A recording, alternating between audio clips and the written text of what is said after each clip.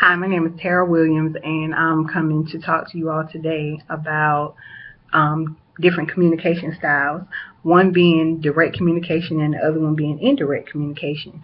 A person with an indirect communication style can tend to be more passive or more timid, is an observer of the room as opposed to an outspoken person.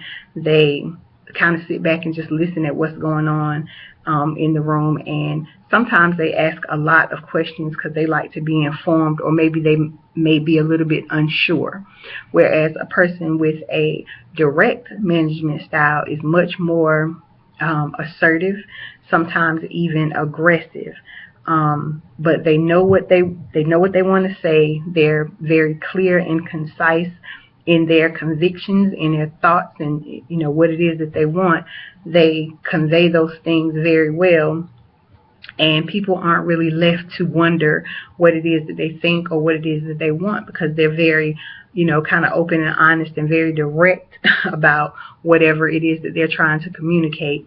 Some of the barriers to communication could be cultural differences, beliefs, attitudes, and norms. One group of people may tend to be more timid or quiet or don't say much, as opposed to another group of people may be perceived as being much more outspoken and very engaged, which is more along the lines of somebody with a direct communication style. One of my visual aids is of one woman speaking to another woman through a microphone. This person obviously has a more direct communication style, and this person has more of an indirect communication style. One of the other visual aids I have is just here of some of the different things you would expect to see from a person with a direct approach as opposed to a person with an indirect approach. A person with an indirect approach, bad news is kind of unexpected, and a person with a direct approach, they always look for the bottom line, whatever could happen, they want to kind of be prepared for it. There's no guessing with them. They want to know, and that's it. In the business environment, however, it's very important how a person presents themselves.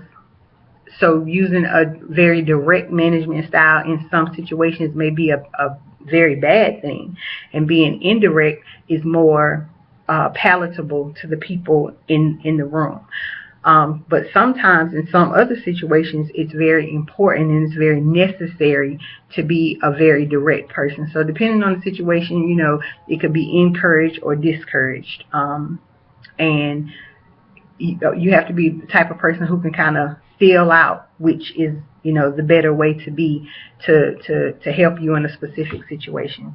So that's my presentation on communication, indirect and direct communication. Thank you.